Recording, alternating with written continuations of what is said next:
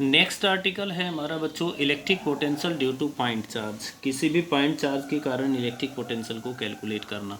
और ये important article है, सभी बच्चे ध्यान से एक बार समझेंगे इसको। बच्चों यहाँ हमारे पास एक पॉइंट है O और इस O पॉइंट पर एक चार्ज रखा हुआ है Q। अब इसका इलेक्ट्रिक फील्ड काफ़ी दूर तक है, इस तरीके से इलेक्ट्रिक फील्ड है। हम इसके इलेक्ट्रिक फील्ड के अंदर एक पॉइंट ए लेते हैं और उस ए पॉइंट पर जो कि ओ से आर डिस्टेंस पर है इलेक्ट्रिक पोटेंशियल निकालना चाहते हैं। तो हमारा जो टारगेट है वो ए पॉइंट के इलेक्ट्रिक पोटेंशियल को कैलकुलेट करना है। इसके लिए हम क्या करते हैं, आपको पता है कि इलेक्ट्रिक पोटेंशियल में हमें किसी चार्ज को इनफाइनाइट से ए तक लाना पड़ेगा। तो हम क्या करते हैं, हम इससे ए से इनफाइनाइट तक की जो डिस्टेंस है इसको बहुत सारे छोटे छोटे स्मॉल पार्ट्स में डिवाइडेड मान लेते हैं। इसमें से एक पार्ट आपका A B C D E F and so on. Infinite से ए तक की डिस्टेंस चूंकि बहुत बड़ी डिस्टेंस है, इसको हम छोटे छोटे पार्ट्स में डिवाइडेड मान लेते हैं। अब ये जो हमने छोटे छोटे पार्ट्स लिए हैं इनमें से कोई एक पार्ट हम एक एलिमेंट हम इमेजिन कर लेते हैं। मान लीजिए हमने सी डी एलिमेंट को इमेजिन कर लिया और सी डी एलिमेंट की थिकनेस को हमने मान लिया डी एक्स। थोड़ा ध्यान से देखते रहना, अभी मुझे कई सारी बातें यहाँ पर बतानी है। इसको मान लिया मैंने डी एक्स। देखो बच्चों, जब पॉइंट चार्ज क्यू नॉट यहाँ पर होता है, डी पर होता है, तो उस पर जो फोर्स काम करता है ये उस फोर्स की डायरेक्शन है एफ। आपको पता है कि फोर्स दोनों के बीच रिपल्सिव होगा और हम उस चार्ज को लाना चाहते हैं डी से सी तक। मतलब हमारा टारगेट है चार्ज को डी से सी तक लाने में वर्क डन को कैलकुलेट करना। और अगर हमें डी से सी तक का वर्क डन कैलकुलेट हो गया तो अब चूंकि सारे एलिमेंट्स सिमिलर हैं, एक जैसे हैं, तो हम सबके द्वारा एलिमेंट जितने भी सब एलिमेंट्स हैं उनमें वर्क डन को एज्यूम कर लेंगे कि इसमें भी इतना ही होगा, इसमें भी इतना ही होगा, इसमें भी इतना ही होगा। और चूंकि यहाँ पर इनफाइनाइट एलिमेंट्स हैं और बाद में हम सब उनका इंटीग्रेशन करके पोटेंशियल फाइंड कर सकते हैं। तो सबसे पहले हमारा टारगेट है work done in bringing the charge Q nought from D to C. Then बच्चों we write the work done in bringing the charge q naught from point d to c is, it is the very small work done, so it can be denoted by dw. Then dw is equal to f dot dx, and by the diagram you know that the angle between f and dx is 180 degree।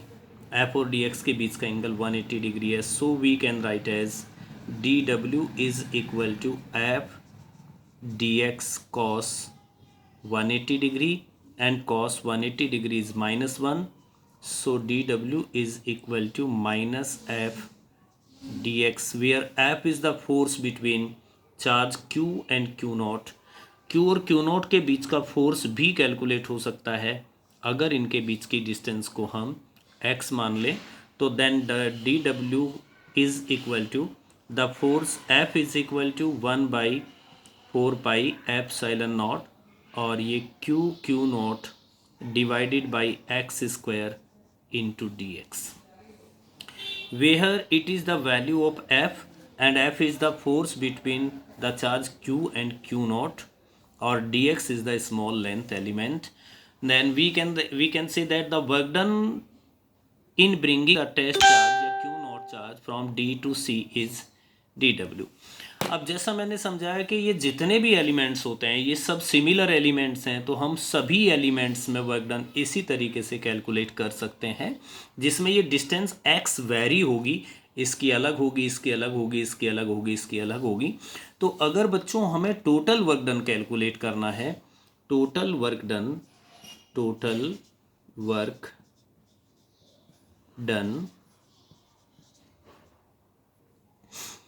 total work done in bringing the charge q naught from infinite to a is w is equal to integration of dw.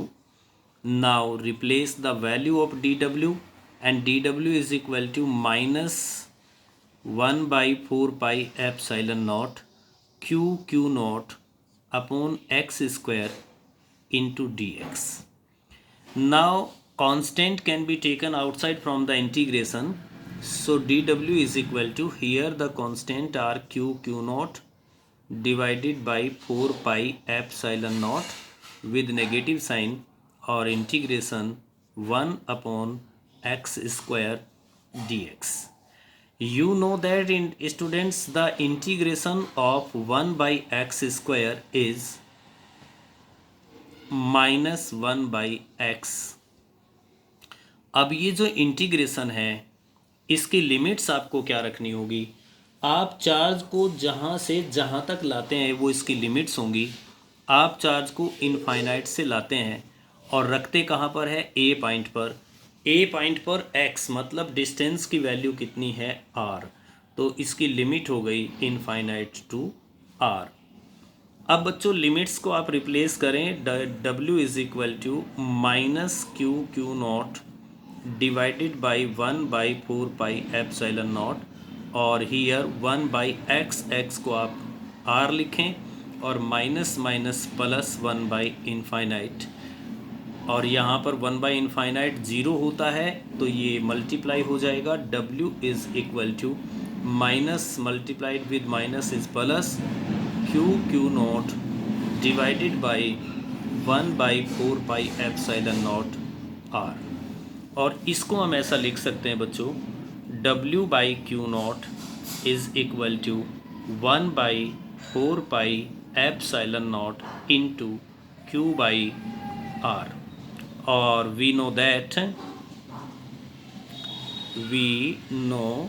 That ऐसा हम जानते हैं कि w/q naught is equal to v होता है। So v is equal to 1/4 pi epsilon naught into q/r। It is the formula for potential due to point charge. तो point charge के द्वारा जो पोटेंशियल का आर्टिकल आपने पढ़ा, इसमें आप देखिए q, जैसे फोर्स के फॉर्मूले में q1 q2 होता है तो इसमें केवल सिंगल q होता है, जिस तरीके से इलेक्ट्रिक फील्ड के फॉर्मूले होता है, और r स्क्वायर की जगह पर यहाँ पर खाली r होता है। नेक्स्ट आर्टिकल है बच्चों electric potential due to an electric dipole. Electric dipole आप अच्छी तरीके से जानते हैं, और इलेक्ट्रिक डाइपोल के द्वारा 3 कंडीशंस, 3 पोजीशंस में आप इलेक्ट्रिक फील्ड कैलकुलेट कर चुके हैं। तो उन्हीं में से जो हमारी पहले वाली पोजीशन आती है उसको हम कहते हैं एट एक्सियल पोजीशन। तो बच्चों हम सबसे पहले एक इलेक्ट्रिक डाइपोल ले लेते हैं, और उस इलेक्ट्रिक डाइपोल में यहाँ पर रखा हुआ है नेगेटिव क्यू चार्ज, यहाँ पर प्लस क्यू चार्ज, और दोनों चार्ज के बीच की डिस्टेंस 12 है। डाइपोल का सेंटर O है यहाँ, ये पॉइंट आप A कह सकते हैं, इस पॉइंट को आप B कह सकते हैं। अगर डाइपोल का सेंटर O है तो यहाँ से यहाँ तक की डिस्टेंस L होगी, और ये डिस्टेंस भी आपकी L होगी। अब इसकी एक्सियल पोजीशन, एक्सियल का मतलब आप इसके एक्सिस को किसी भी साइड में बढ़ा दीजिए, किसी भी साइड में आप इस लाइन पे पॉइंट ले लीजिए, तो उसको हम एक्सियल पॉइंट कहते हैं। और ये भी आपको पता है कि डाइपोल की जितनी भी कैलकुलेशन की जाती है उन सब कैलकुलेशन में जो डिस्टेंस मेज़र की जाती है वो डाइपोल के सेंटर से मेज़र की जाती है, तो इसलिए पॉइंट P की डिस्टेंस डाइपोल के सेंटर से R है। तो सबसे पहले बच्चों हमें ये सोचना है कि हमारे सिस्टम में कितने चार्ज हैं। तो आप देख रहे हैं कि हमारे यहाँ सिस्टम में 2 चार्ज हैं, जिसमें से एक A पे रखा हुआ है और एक आपका B पे रखा हुआ है। तो 2 ही पोटेंशियल यहाँ पर होंगे, कुछ पोटेंशियल ये प्लस क्यू चार्ज यहाँ प्रोड्यूस करेगा और कुछ पोटेंशियल यहाँ पर माइनस क्यू चार्ज प्रोड्यूस करेगा। तो सबसे पहले हम कैलकुलेट करते हैं प्लस क्यू चार्ज के कारण potential. The potential at point P due two plus Q charge, जिसको VB कह सकते हैं, VB इज इक्वल टू, अभी आपने पोटेंशियल का फॉर्मूला पढ़ा है 1/4 pi epsilon naught into q/r। तो यहाँ पर चार्ज q है और डिवाइडेड बाई आपकी यहाँ से यहाँ तक की डिस्टेंस, ये डिस्टेंस r है, इसमें से आप l को सब्ट्रैक्ट करोगे तो आपको ये डिस्टेंस मिलेगी, सो ये r माइनस l। इसी प्रकार बच्चों आप पोटेंशियल निकाल सकते हैं A के द्वारा, यानी कि माइनस क्यू चार्ज के द्वारा, वो आपका हो जाएगा 1/4 पाई एप्सिलॉन नॉट।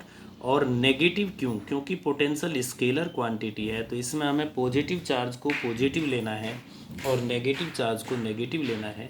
अब नेगेटिव चार्ज से यहाँ तक की डिस्टेंस, तो देखिए P से O तक की डिस्टेंस R है और प्लस ये डिस्टेंस और ऐड हो जाएगी और इट इज़ L, तो ये R प्लस L। इसके बाद अगर आप चाहते हैं कि पॉइंट P पर आपको टोटल पोटेंशियल मिल जाए, तो टोटल पोटेंशियल किसके बराबर होता है? Total potential V is equal to VA plus VB, और अब आप दोनों पोटेंशियल को ऐड कर दीजिए। V इज़ इक्वल टू दोनों में से आपका Q/4πε0 कॉमन, और ये बचेगा यहाँ पर 1/r minus L minus 1/r plus L, और V is equal to Q/4πε0, और इनका एलसीएम हो गया आपका r² माइनस L², और ये हमारे पास बचा r plus L minus r plus L। यहाँ r से r कैंसिल हो जाएगा, तो V is equal to 1/4πε0 Q, और L प्लस L हो गया आपका 2L, तो Q into 2L divided by r² minus L², so V is equal to 1/4πε0 और ये आपका P/r² माइनस L²। और इसमें बच्चों अगर हम ये मान लें कि L is very much less than R, तो इसका मतलब L² कैन बी नेगलेक्टेड, और बच्चों इसको अगर हम नेगलेक्ट कर देते हैं, तो then V is equal to 1/4πε0 into P/r²। तो बच्चों आज की क्लास में आपने जो सीखा है उसको अच्छी तरीके से आप तैयार कर लीजिए, और बाकी का जो आपका पोटेंशियल का पोर्शन बचता है उसको हम आपको कल की क्लास में करवा देंगे।